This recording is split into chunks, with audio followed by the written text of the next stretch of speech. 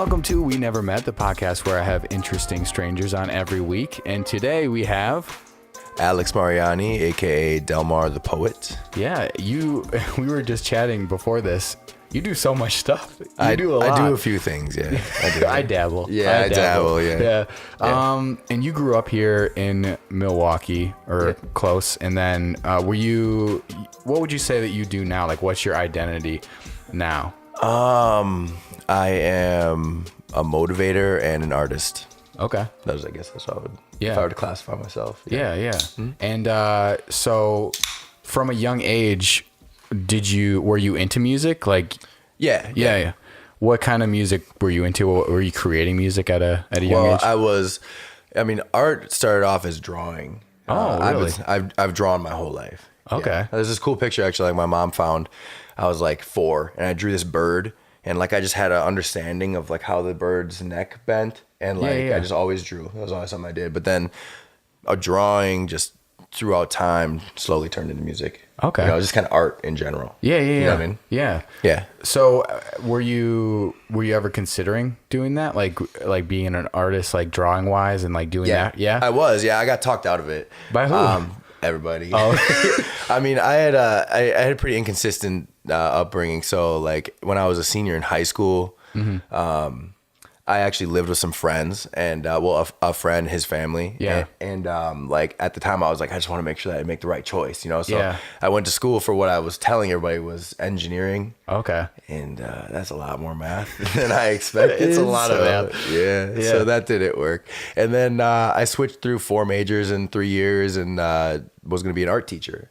Oh, okay. Yeah. And then just school didn't work. So, yeah. And then I just took my studies in my own hands, and now I took it into personal training. So now it's just all independent studies. Yeah. So you said you've been doing that for like 7 years now. Yeah. How did that start? You just like, because I always wonder how that starts. It can't just be like you like working out, right? And then you do it. Yeah. No. That's what people say. I feel like it was kind of weird how it started for me, because like I said, I was in school. School itself never really worked, but I always worked out because I was an athlete my whole life. Sure. Like I wrestled from a very young age, and then football and track and stuff.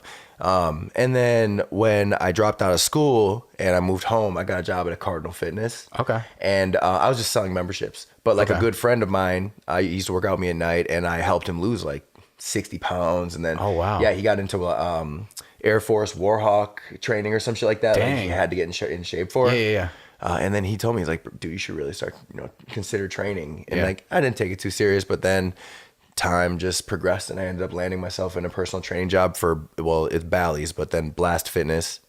And then I worked there for a few years, and then I worked for another personal training company out in Brookfield. Okay. And just recently left in private test. So nice. Now I work for myself, yeah. How is that? Is that like insane working? Oh, it's awesome. I love it. And my space is pretty small. It's like it's about 1,200 square feet. Okay. But it's got really high ceilings, and it's just like a really good focused setting for personal training. Yeah. You know what I mean? Yeah. Yeah, it's cool. It's Earth Athletics. Earth Athletics. Yeah, Earth. Every athlete requires total health. Yeah. Earth. Yeah. So from, I guess, going back, you said you play sports, or you have played sports. What were your favorites? Like, what did you really enjoy? You went to college and played football, right? Yeah, I went to play football. I ended up gray shirting because I was a running back. Short answer is football. Yeah. Yeah, running back was like my life for a long time. Okay. Yeah, and then I actually played semi-pro after I got out of school for a little while, and then just the risk didn't make sense to me anymore. All the concussions. I need my body for my job, Right, yeah. Where did you play semi-pro? I played for a team called the Waukesha Raiders. I played for a team called the River City Rattlers, and then I tried out for the West Dallas Scorpions my last year. And I blew it up there, but I just decided I didn't want to play. They asked me if I wanted to, but that was my last year. It was probably 3 years ago. Was it the concussion stuff? Is that the reason? No, it was just risk of injury. I had been hurt a lot growing up, bro. Really? A lot. Yeah, I broke my right collarbone twice, my left one 3 times. I broke my left leg, Jeez. Tibia, fibula. I broke them both. I had a cast up to my hip in 8th grade, the whole year. Oh my gosh. Yeah, and my uncles joke, they always called me glass bones. But I was hurt a lot, so it's then I need my body for my job. So yeah. Cut it out. If I'm in a cast for a full year. Well, actually, it's not all just like smooth and linear, like just sports and stuff. Cause like I did a lot of stupid ass shit on the way. Okay. And about 2 years ago, I had to have surgery on my wrist. So like I wouldn't be able to play again if I wanted to now. Oh, okay. Yeah. Like I actually fell off a balcony. Oh my gosh. Yeah, I'm pretty lucky, but like I wasn't fully present, you know. Yeah, you weren't fully in your head. Yeah. Like I said, I made a few mistakes. Yeah. But yeah, like now I miss football. I actually I coach a few young athletes. Oh, cool. So like that's kind of my way to keep playing football, you know. Yeah. Is that so? Music for you, was that always a thing? Yeah, music. So in the last, what's it been, 4 years? In the last 4 or 5 years, that's when I started taking it real serious. So like in college, I discovered that I loved rap my whole life. Like my first CD, I got the Coolio Gangsta's Paradise CD when I was like 6. Oh yeah, I like put it in my Walkman and like remember like it would skip. So I like walk to school like I'm holding like a hot plate of pizza or something. You know? You can't like do that. But I remember like 1, 2, 3, 4, get your woman on the floor. And I was like, that's my shit. I'm like a little 6-year-old with your Walkman, just like cruising. But like it was always just like something I was interested in. But I actually wrote poetry like crazy because like that was my like cheesy way of keeping girlfriends. You know? But it was just art, you know. Yeah. And that just turned into rap. When I got to college, that's when I started like drinking and I started drinking and stuff and like smoking at too young of an age. But I started getting into drugs when I was in college and like going to parties and like I would just freestyle all the time. Okay. And like I became kind of known for it. And with Platteville, it's not hard to get known. It's like 35 people there. Hey, but 35 people is more than 0. You're right. Yeah. You're right. Yeah. And then I just remember I was at this one party and this one girl was like, she just like looked at me and she's like, you know, you should really do this. Yeah. And I was like, it's the first person ever like said it to me like that. You know, it was just more like fun. And then I started taking serious writing, got a mic, started recording in my room and shit. And then now I can't even tell you how many thousands of dollars I've invested of my own money. I'm completely independent. Yeah. So all my projects that have been released have been self-funded and stuff. So it's been about 5 years that's been serious for me. And then now I had to kind of back it up because I'm opening this business. Yeah. And the goal is to be able to fund my music with this business. Yeah. Can you remember any of the poetry that you wrote for the girl? Nah, man. Like roses are red, violets are blue. I promise I won't dump you. Some stupid ass shit. Like, dude. I don't know. I just made that up. Yeah. I'm sure some of them were pretty good, actually, dude. I'm a cheeseball, dude. Like, of course. Yeah, because in middle school, I remember I used to write songs for girls. Yeah, see, that's how I used to write like customized songs. Yes, and I'm not even a musician. I don't even know what I'm doing. But you had game. Yeah, I guess. Yeah, it never worked. No, it never does. Yeah. I mean, I wish I could have erased just a few of those situations. That makes you who you are, you know? Yeah, exactly. So going into college, and you kind of mentioned this, were like the drugs and the alcohol, was that like a conscious choice now to be like, nah, I'm moving on with my life? Or oh, you mean like now? Yeah. I've actually been 100% sober now for like coming up on a year. Congrats. Thanks, man. Yeah. So like drinking, I started drinking when I was like probably 13, smoking weed when I was like 13. Okay. And like those decisions just kind of trailed with me. I always kind of had like a dark side through sports, you know, and I was like I was a good athlete, but like I had a lot of demons, you know, like really inconsistent upbringing, you know, and like a little too much freedom and some childhood traumas or whatever. Yeah. And then it progressed, like it just started progressing. Was in a long relationship like all of high school, and then I got out of it like freshman year of college. Okay. And like depression and stuff, and like then I started getting my hands on other substances. Yeah. So then like it just went from like I started doing like acid in college, and like it just progressed its way through until it became, my injury was a big wake up call because we were partying really hard, and you know I was running with the wrong crowd of people, and then it just kind of made me realize like it's just not for me, you know? Yeah, it's and like not worth it's easy to misconstrue like partying super hard when you're making music and doing shows and stuff, you know? Yeah. It's like really easy to do, but I don't know, my message is bigger than that, you know? Yeah. So no, I'm sober now, and I don't plan on stopping it.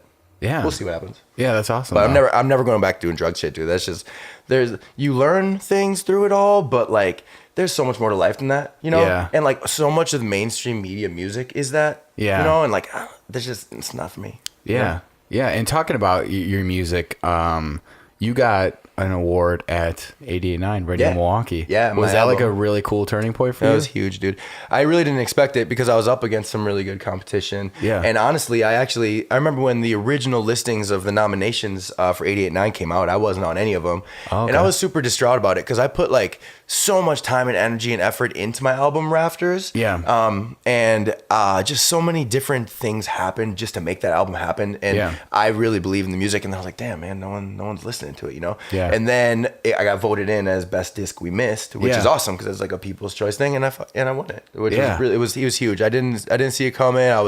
It was a big part of what kept me moving with making more music now. Yeah, I bet, because like getting acknowledged on that like grand of a scale, especially if it's people voting and like saying, "Hey, man, we like this, keep going." Right, like keep and from doing a place of like humility too, because like you make music for other people, you know, and if no one's listening to it, what's the point of making it, I guess? But like, I mean, something I've also realized too is that we got to making music for myself now. I'm starting to, the music I'm writing now is different. And I'm starting to open up my spectrum of my sound a little bit. Okay. And also like in that time that I got sober, I also stopped smoking cigarettes. Okay. So like my voice is like way different now. Oh, you know? yeah. And so like I have a natural rasp and it used to be really tight. I've learned to open it now, so I'm singing more. So like my music is going to start being a little bit more melodic too. Oh, that's really cool. Mm-hmm. So hopefully it works out now. It's not like an idiot, but So let's talk about Rafters for a little bit. So what was the process of creating that album? Was that your first album that you created fully? Oh yeah. I was his first complete piece. Yeah. Because previous to that, I was just releasing singles on SoundCloud. Okay. I have like 9 singles on there, which I was thinking maybe I might package up and put on Spotify as an album. Sure. Just to put it on all platforms because it's only on SoundCloud. Okay. But I transformed my sound from those songs. Like if you dig into them, they're just very like I'm just like barfing out raps and just like, you know, like it's like a new artist. I guess I was like very new and in my infancy, so I was just like rap, you know, like And then Rafters, when I took it to a different level, and I was working with a studio out in LA, and so I put the money together to make it sound the right way. You know? And it was my first fully cohesive and original productions, top to bottom. Yeah. All the way through. Yeah. So it was a cool experience, but when did you start deciding that you were going to start like putting more money behind it and like taking it to this next level? Like what was that? Was there like just a moment where you're like, I need to do this like on a bigger scale? Yeah. Well, I knew that in order to get heard right, I would need proper production. And I used to model for this clothing company, and we were out in LA, and I happened to meet the producer that I had been working with since. And he's grown to be a good friend of mine. And we have, I mean, that guy really opened up my eyes to the possibilities of what it's really like. You invest in your music to make your music sound a certain type of way, you know? Sure. And that's when I realized like what I need then is to create a full piece, you know, because there's something about that like lore of an album, you know, like you want to release an album. You know, we're living in a world where everybody kind of wants singles nowadays, and everybody kind of is on that instant gratification kind of thing, you know. But there's something about it like that. So I made the decision because honestly, I finally had people truly believing in it. You know, and like actually like I have a song called Splash, and that's one of the first times where like I had people coming up to me like, dude, this one is like, you're really doing something now, you know, and like don't stop doing this. So and then that kind of just fed the need to push it, you know, because like why not, dude? Otherwise I'm gonna turn 40 and never tried. You know what I mean? Yeah. Like, you don't want to look back and regret it. Yeah. Like I have other avenues, but like music is my real dream. You know, that's really like, that's what I want to do. But like I have to make sure that I have everything in a row, you know? Yeah. What is your favorite song off Rafters if you had to choose? I'd probably say The Poetry, number 1, the first one. Yeah, that's like the heaviest hitter. And like the rhyme schemes in it, if you're really listening for it, like I'm doing something cool and unique in it. Like I'm playing off of other people's style to express what's going on around you without saying it directly. You know what I mean? It's kind of like my style and then using the comparative styles like that are popular nowadays. No. And then the one thing I notice as well about you in general is like the music videos you come out with are insanely cool. Thanks, man. Where do you come up with those concepts? Like for example, the burial. The burial. Where does that come from? Just your mind, obviously. Yeah, dude. It's just, dude. So I am very blessed to have the most amazing friends around me, and then so my friend Corbin Cox, and he's the guy that I collaborate with on all my first or my 2 videos that are more cinematic and that are more seen right now. So The Burial and then I Believe. So Corbin is my boy, and we have such a great creative energy. So then I put that song together. That song actually was initially a freestyle. Oh, really? Yeah, it was a night I got out of jail that night, and like I came home and I was like, just put me in the booth. I'm just gonna freestyle. And, like it just came together really nice. And then so the video is about the demons of going into yourself to see your own demons. Yeah. And like having to confront them in order to grow. So it's actually the burial of the lesser you or lower you. Sure. You know what I mean? Yeah, that makes sense. So like I had this idea where I was like, okay. I just started this ridiculous ass idea where I was just like, okay, well, we went through a lot of ideas to get to this one first, but I started drawing this treatment where I was like, I get kidnapped by these characters that I'm actually drawing that are like a hallucination. Okay. And so like I'm creating these characters, and it's supposed to be like an artist that is so like lost in the work they're working on that it takes them. You know? Okay, yeah. And so like just like an obsessive artist, Yeah. you know, and like I just drew this little treatment, and then it just went on fire from there. Like we'd fire ideas back and forth. Like I drew this comic strip, like literally it was a comic strip. I should have brought it. But like I showed it to him, and it was just basically just a layout, super like basic layout. And then we had the idea for these costumes, so I just started ordering shit, and I started making just like I had like a patchwork of stuff, and then once it just clicked, we just like went to town writing it down, and like made the proper treatment, and then the locations fell into place, the people fell into place. It just came together. Yeah. And talking about the burial, did you feel like you had to do that? Like you explained the concept of like confronting your inner self and like having to like kind of throw that in the past or like put that down to. Do you feel like that song like really hits home for you specifically? I mean, you wrote it, obviously. 100%. Yeah, that song was a big turning point for me. And it took some time after that still to get to the point that I'm at now. Yeah. But like I'm surrounded by like I had every opportunity to fail. You know, like every tool to like ruin my opportunities in life I had. Yeah. You know. Yeah. So that's kind of what that was, like the exemplification of that. It's kind of me just like putting it out there, because if you listen to the words or read along with the words, which I haven't released like a lyric video for it, but I will after this. Yeah.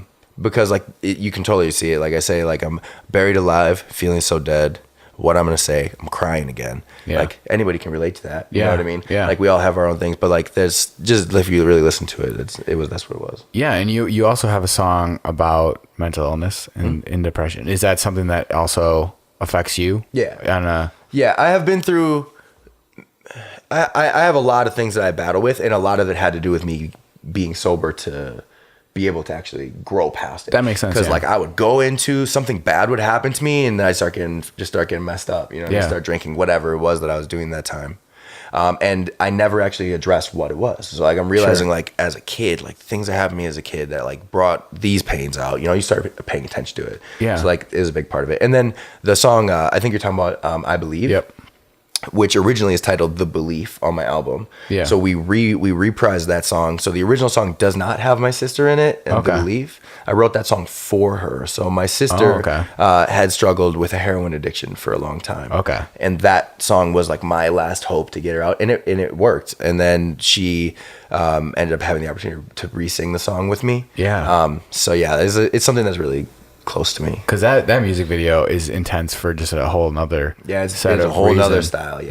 And is that the same guy who shot that video? Same guy. Yep, same team. Him and I are literally a production team when it comes to that stuff. Okay. Yeah. And for that, I guess, how did your sister react when you like showed her that song the first time? No, the second time. When you reprised it and like showed her the finished music video and all that stuff. It was powerful, man. It's been a struggle with her. And like, you know, she's constantly in the battle of keeping herself in the right headspace. So really it's just, I don't think it's actually hit her as hard as it should. Because I think it still reminds her every day, you know what I mean? To keep herself on the right path. But it was really a beautiful thing. And then we actually got really lucky. We landed sort of a endorsement from a pharmaceutical company, and they brought us out to Vegas and then out to Orlando to show the video and to perform. That's really dope. It was cool. So like we had a chance to actually make an impact in the community as well. Yeah. And then I'm closely connected with, it's called Sal's Halfway House, which is out in Waukesha. Okay. So like she had the opportunity to like show that it's not only like tangible and people you know what I mean, but like it showed so many other people. I've had such a warm reach from it, like lots of people reaching out saying that, this video has really like pulled them off the edge and that kind of stuff. So it was bigger than just my sister, but it was a really beautiful reaction. The real reaction from my sister was when I showed her the first one. Okay. Like that was a whole nother story. What was that? Because she was 3 days off of heroin, withdrawing, sick, like yellow, Yeah. And I showed her it, and she just cried with me, man. And like just like held me, and just cried with me. It was a really beautiful moment, and she told me that song is like a huge part of why she pulled herself out of that. Well, that has to make you feel like I don't even know. That's like as far as I'm concerned, bro. That's what the music is for. Yeah. Yeah. So I only want to make music that has real meaning behind it. If it's not hitting people's emotions, even if it's just one person, I'm not interested in it. Yeah. Yeah. And that, so what brings you inspiration? Is it internal and also external, like looking out in the world and like kind of people watching and seeing, but also like internal? It's definitely a combination. 'Cause like, like I said, I have a lot of stuff that I go through just mentally, and like I struggle with depression, and like it's just weird. I'll just randomly have these days that I'm just like down, but I'm now learning how to cope with that. And like you realize too, like so many people, dude, people have depression. They don't even know it, So like I find inspiration in like my experiences, and then also, like just the world around me. A lot of it recently, I'm really inspired by the most famous music that's out right now, and how negative it is for mental health in a lot of aspects, and how it glorifies these things that shouldn't be glorifying, and I'm inspired by saying the opposite, and like, so what I'm working on now is I'm almost trying to take a little bit of like revolutionary stance with the lyrics that I'm writing. You know what I mean? Yeah. So what is some of the stuff that you're working on now? Well, right now, so like I said, I kind of backseated my stuff for a little while, and I also,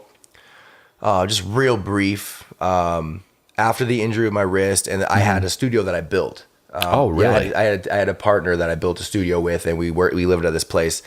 We rented from there. We built a studio in the basement, and long story short, the whole team just fell apart. Okay. And I ended up having to move and didn't walk away with barely any of my equipment. Oh, wow. And so that whole like experience, losing friends, and then pouring thousands of dollars into the California side of it all, and then just like struggling to like keep it together, ruined it for me for a while. So I had to back up and remember why I loved my music so much. Yeah. You know what I mean? What happened to create all that? Like drugs. Oh, really? Yeah, but I mean, it was other things, but that's a big underlying tone. Okay. You get into the wrong stuff, man. And like some people really show a different side of themselves, and you don't really know people's compulsions. You know what I mean? Yeah. And like some people just don't.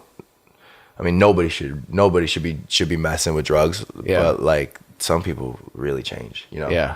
So it ended up being that, and then also a clash of ego, because now I was gaining steam at the time, and like getting shows often, and I had a growing fan base. And I wouldn't even really say that I have fans yet. I just have supporters. Yeah. But the kid that I was working with really wanted to get some light, and then. It's speculation, but he was the one mixing my shows, and my last show that I did with him, my mics were cutting out, and it was not him. Yeah. So it was kind of, and then his cousin was also another artist, and it just didn't work. No, because I'm a powerful artist. You know what I mean? Yeah. I'm a powerful individual. So I really do believe in my vision, and I believe in what I'm capable of. So when I have someone that's telling me I can't do this part or that part, I don't react very well to it, Yeah. Like I like to make beats. Yeah. I got dissuaded from making beats so that they can make beats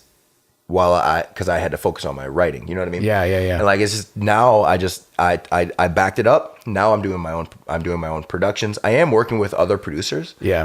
But like, I'm working on my own instrumentals. A good friend of mine is a guitarist. He's really rad. Actually, his name is Tyler. He's the guy who's stars in my I Believe video. Oh, long okay. hair guy that gets Yeah. his hair cut. Sickest guitarist, man. This dude, we call him Spiderfingers. He's so sick. So we've been working on something. We tentatively, I'm not even gonna tell you a title. We have a project we're working on. And then I also am working on a single right now with a couple of names that some people in the hip hop scene might know. Like Mike Regal is producer, or the I guess executive producer of the instrumental. I have a featured artist his name is Kale Noel, who's really awesome. He lives in Denver. He's from Milwaukee. Oh, nice. This dude is great. And then I've met up with Genesis Renji, who is another 88.9 supported artist. Yeah. I just recently met up with him. So he's helped me bridge the gap. He's a great dude. He's helped me bridge the gap with some of this recording issues because I don't have a mic anymore. They kept my mic. Oh, yeah. And then my team that I work with is in Los Angeles. So I've been, so he helped bridge the gap. This song we're working on is like really strong. Yeah. It's untitled still, but it's like along that political, revolutionary kind of energy. Yeah. And unity, and like just the unity of everybody, because we're living in such a divided time right now. Yeah, for sure. And so that's what I'm working on. I have that song with those guys, and then a project that I'm working on where it's actually all live instruments. Oh, wow. Cool. So I'm gonna start trickling stuff out. And I'm so conservative with what I even put on my social medias. Yeah. But that's partly because I had overthought things for so long, and I was like so focused on branding and making the business work. I don't give a shit about that anymore, dude. Yeah. I just want to make good art. And so like, I'm going to start trickling stuff out and giving a little bit more of a inside look. Yeah. You know what I mean? Yeah. Do you think, going back to like personal training and physical fitness and stuff, do you think there's like a crossover between like stuff that you learn and do, in that physical realm and then also musically? Do you think there's any like connection? Crossover? Yeah. Yeah, I do. Because like breathing is huge when it comes to vocals, you know?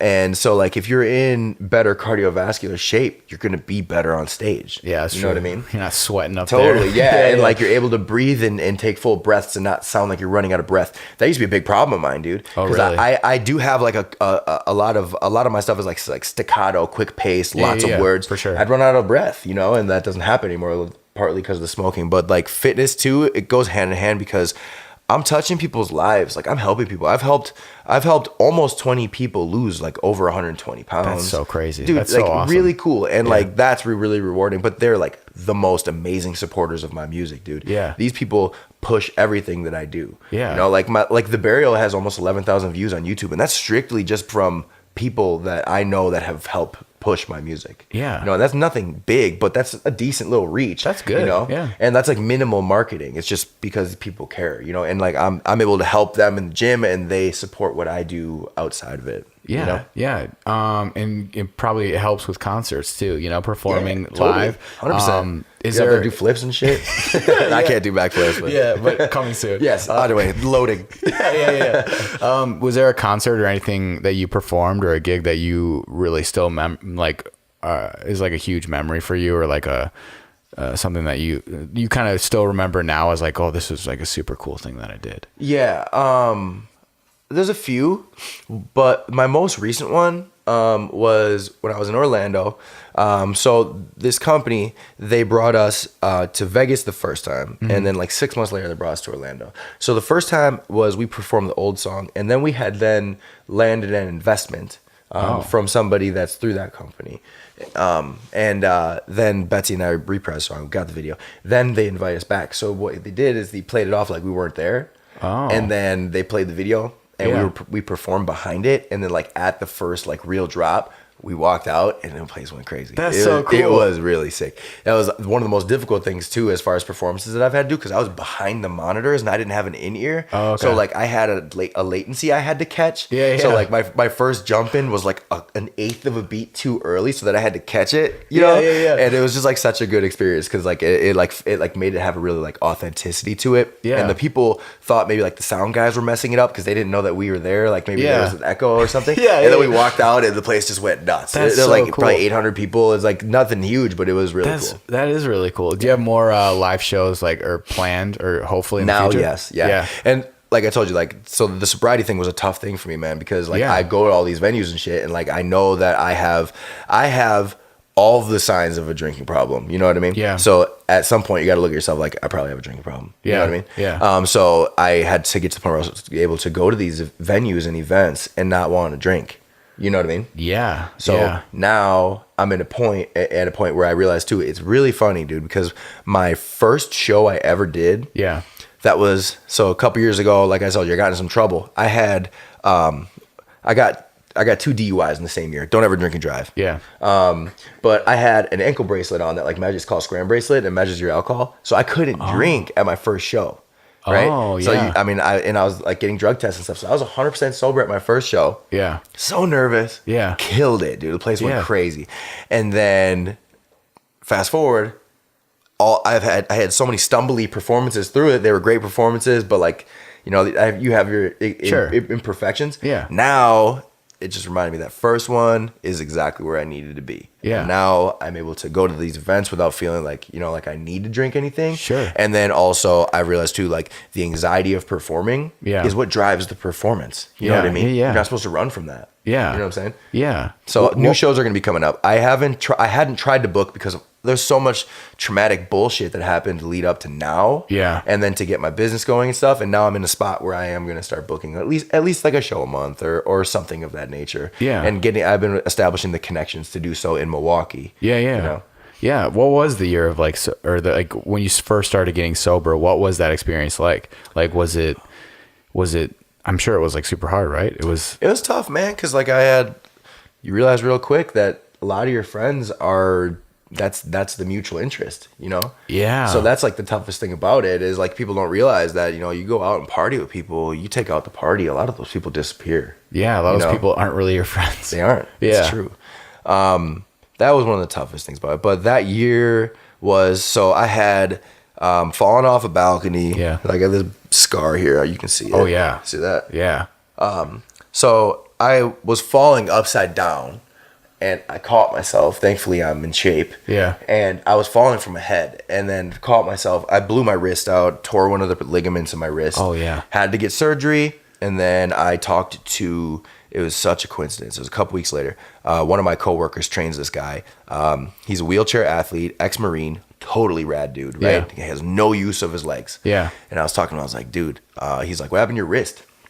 And I was like, I told him the story about it. And he goes, you know, that's how I lost my legs, right? And I was like, mind blown. I was like, I thought he took shrapnel or something or a freaking grenade, you know, a shot. Like, no. After the war, partying, fell off a balcony. And I was like, boom, there it was. And then it like slowly stopped. I didn't just like stop. Yeah. You know? And then like I went to a couple events and like I would drink and like nothing came of it. And then I got way too drunk one night and like tried to walk home and like ended up like in this swamp. It's like stupid ass story, bro. It's nothing special, but it was tough. It was a process, you know. And I now have found the beauty of being with yourself, you know. And like you don't have to always be out, you know. And like the best art that I'm creating is when I'm by myself and now sober. Yeah. You know, once I started crossing that line where I was like, I need to be drinking or doing this or that to write music. Like, man, I started writing music before I even learned about, or started writing poetry before I even learned about that shit. Yeah. You know what I mean? Yeah. Did you feel like there was any like stigma for getting sober or anything like that? Dude, I had some people hating on me for it. That's what I feel like. I did. It's weird. Yeah, it was real weird, dude. I was like, that's one of the strangest things is people. Right. I have this guy that I talked to. He told me about this thing. He calls it a spiritual barometer. Mm-hmm. Everybody has this thing where they're like, I'm not as bad as that guy, so I'm doing all right. Right. You know what I mean? Yeah. The comparison. And I was that guy that they were comparing themselves to, so they had to look at themselves. Yeah. You know what I mean? And some people were weird about it. Because I was like, dude, man, I was wild. I was wild as shit. People knew when I was showing up, like the party was about to happen. Yeah. You know, like, and they expected it. I was like a wild card, you know? Yeah. Nobody wants to be a wild card, bro. No, it's not living it. It's not a good look. Not living it every it's day. fun to watch. Yeah. Yeah. But that was one of the tougher things. Yeah, I bet. So you had a lot of tattoos. Mm-hmm. Like, When did you start? When did that start? I got my first tattoo on my back when I was like 17 in a kitchen. Really? Yeah. I was like, I was a wrestler, and I was like, this would look badass in my singlet. Like, stupid, bro. What did you It's get my on your least back? favorite tattoo. I have like a Celtic cross on my back. Okay. Which now I have to incorporate all my tattoos to fit it. Yeah. So it just means I'm getting. Well, how'd you get it in the kitchen? When did that happen? Like, I just knew the artist. just one of your friends? Yeah, or I knew the something? tattoo artist, so we did it at his house because I wasn't 18, so Yeah, we had to do it exactly. there. Can't So, go- yeah. it's, don't get tattoos in kitchens. There's another good lesson. Go to a shop. Yeah. And so from there, do you like did these all have meaning? I'm assuming. Yeah. So essentially, They're really dope. It looks thank you, really man. cool. This is Sarah Gray at Milwaukee Tattoo Parlor, man. She's amazing. But each of these represents a different part of my life. So it's basically like, this is the Cow Chava, right? Yeah. Milwaukee. So this is supposed to be like the war of your own life. Okay. And then like rising up over it. And then this right here is looking like a bruise, but it's going to be the moon. So it's like holding up the weight, right? I got you, yeah. The sun is going to be on this side. And then like transcendence is looking beamed up. That's insanely detailed. That's It's cool, really right? cool. Yeah. So like this is like your war of life, and this is actually the two-headed elephant is supposed to represent my grandparents. Okay. So my two grandmothers, I should say. Yeah. This one right here, this is my grandfather. I have this one a little separate because it's kind of an interesting story. My grandpa is my dad's adopted dad. So Okay. like I love him. He's an amazing guy. I kept him separate from me. And then this one is my grandfather, who he was 46 years old, died of a heart attack in like my gosh. 1987. Never met him. Yeah. So he was like the chariot that like everybody based the foundation of what they taught me, like who I am off of. Never met him. So that's what they all represent. So- and then I got this red spot right here, right over that main vein from my sister. So just like, so there's blood on that primary vein. Yeah. Just a reminder.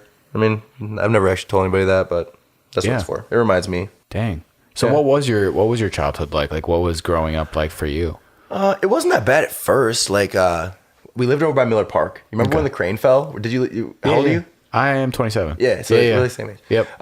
When the crane fell, I watched that happen. I lived right across the street from the VA on 49th and National. Okay, I know right where that is. Right yeah. there. It's like my shaman's garage or whatever. Yeah. Yeah.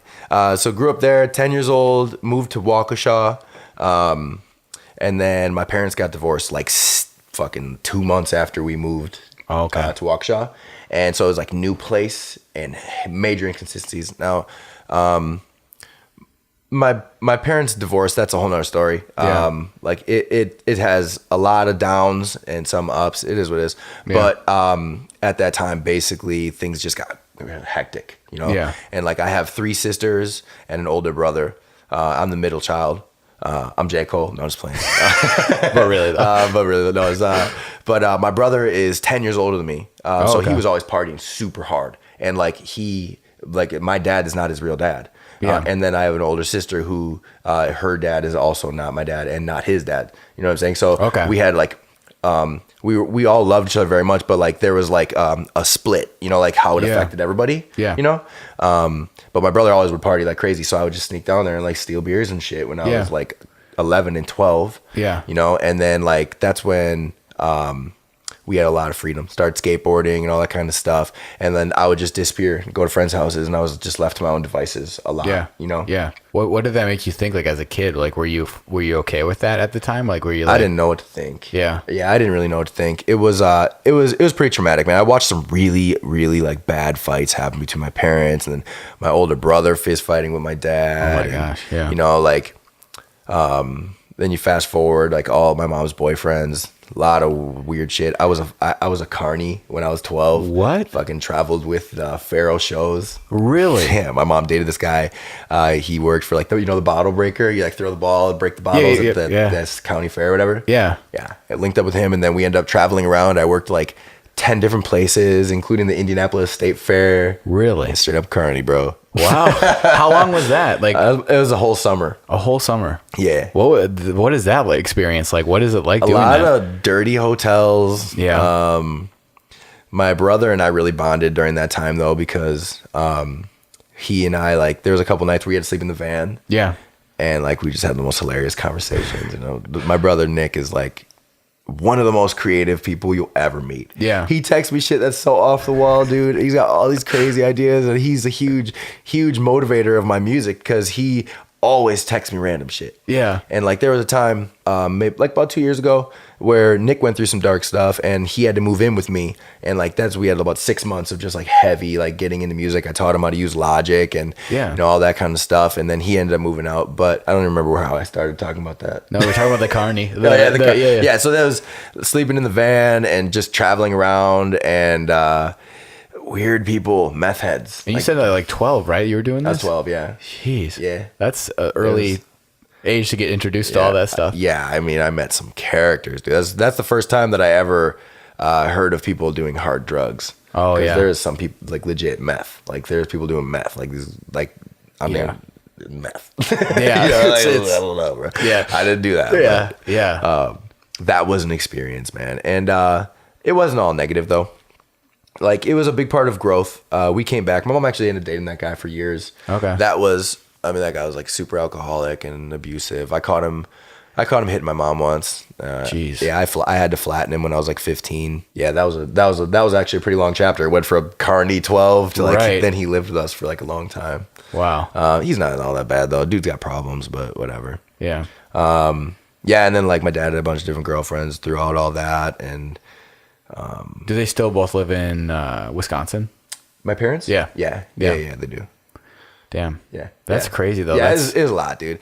But yeah, like it was just like basically broken home where like my mom then went to like super depression, and like we were all dealing with a super depressed mom and a lot of freedom. And then my brother always partying. And then my older sister got into partying. And then I got into it at a young age, and it's just too much freedom and inconsistency when it comes to supervision, and then we all just did a lot of stupid shit. Yeah. Do you think that the music was like kind of a form of therapy for you, like writing and actually that place when we moved here when I went to Waukesha when I was 10, that's where the idea or the name Rafters came from. Oh, really? Yeah, and like the music as solace, because I used to steal my brother's D12 CD. Yeah, and I would bring it into the Rafters.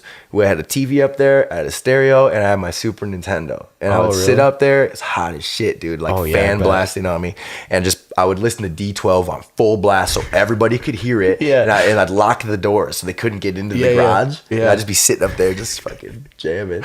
Damn. The music that was always what I went to, and I always went to real angry ass music. Yeah, because I was angry, and I didn't understand why I liked the angry music until I got older, and I realized, Yeah, yeah. So you talked a little bit about this, but what are this year? Like looking at this year, I guess. What are your next steps? I know you say you took a step back from music. What are your next steps now? Releasing some music, and are you filming any like music videos or anything? Yeah. Yeah. So my goal or my plan of attack right now is basically I'm gonna at the very least every few months release a song followed by a video. Oh, cool. Until I'm able to get a full project on the plate. Yeah. So I'm just gonna keep kind of feeding the momentum, but I'm not gonna be releasing a lot of content, but really high quality stuff. That's good. Yeah. So when's the next like song gonna come out?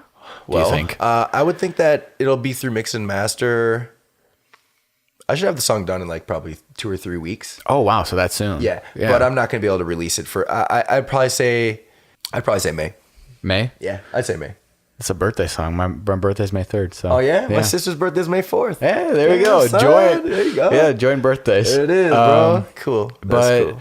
Yeah, so a lot of new stuff from you. Where can people find your music and all that stuff? Yeah, I mean, I'm on all major platforms. So I'm on Apple Music, iTunes, Spotify. Yeah. My videos are on YouTube. I do have DelMarThePoet.com. It's kind of a landing page. Mm-hmm. And I haven't had the money to put into building my website to be proper because I'm putting money into my website for my gym right now. Yeah. But you can find me on all of those, all social medias, Instagram, Facebook, Twitter. I barely go on my Twitter, but I do have one. Yeah. Yeah, pretty much anything that's on the internet, you can find me. Yeah. Did you get the Spotify rewind thing or not rewind, but was that cool to look at? Like that was super cool, dude. Yeah. That's cool that they do that. I didn't realize that I had reached as much as I had. That's gotta be. I should have came with it prepared. It was pretty good. Is there Is there like countries that you were looking at on there like, whoa, I didn't. Yeah, like they were spinning me in Germany. Really? Yeah. Dang. Yeah, and like Brazil. I kind of expected Brazil though, because I know a few people that live in Portugal. Oh, okay. Yeah, I kind of saw it coming. My guy Junior, he was a foreign exchange student back like in high school or whatever, and I still talk to this guy all the time. That's gonna be a cool experience. So then you could maybe go to those places in the future and like do shows or something. Right. Yeah, that would be awesome, dude. Was there anything that jumped out at you, like looking at that, like the amount of plays you got, or like? Yeah, it was something like I hit like 100,000 streams or something like that. It's pretty good. That's a lot. Yeah. That's really good. I'm really proud of that. Yeah. It was like something like 95,000. Yeah. And the reaction here in Milwaukee has been probably really cool too. It's been really warm, dude. It's been really cool, warm in this cold state. I know. But it's been nice, dude. The Milwaukee hip hop scene is a very cool place to be. Yeah. It's a very open scene. Like people really support each other, you know? Yeah. And it's really diverse, so it's just cool. Like it's easy to stand out if you want to put in the time. Yeah. You know what I mean? Yeah. And other artists that are good artists support other artists. It's not like Hunger Games, you know, where everybody's like fighting for their plate. Yeah, that's what I've thought, and I've kind of like talked to a couple artists here that it's very cool that it's like more collaborative and like everyone just like wants people to succeed. Right. Like that's a cool environment to be in. And I think we're finally establishing a scene. Yeah. You know, and a movement, because Milwaukee's been overlooked forever. I mean, we have Chicago, we have Detroit, and we have Minnesota, all with booming, especially hip hop, but just music in general scenes. And like Milwaukee is always just like overlooked. It's like the stepchild that everybody forgot about or something. But right now we're heating up, and I really feel it. I feel good things are happening, and I think something's gonna happen at some point pretty soon. Yeah, is that cool for you to be in that wave? Like it's really cool. Yeah, and it's also motivation to keep pushing hard now, because I'm 28. You know what I mean? Yeah. And like I put out Rafters like almost 2 years ago. Yeah. You know? Yeah. And so I've released videos since. Yeah. But like it's time to grind, you know? It's time to get more content. It's about content and quality content. You know? Yeah. So that'll touch people and like, that has a meaning behind it. Yeah. Yeah. It's really cool, man. I like love the stuff that you're doing. That's why I had you on. That's why I wanted to have you on. Yeah. So yeah, man, I'm excited to hear, new music and stuff. I mean, people can find your music now. It's already out on Spotify, on pretty much every streaming platform. Yep. DelMar The Poet. Yeah. DelMar, no space. Yeah. Well, thanks for being on, man. I appreciate talking to you. For sure. Yeah. Thanks for having me. Yeah, it's been nice, dude. Oh, yeah. Definitely.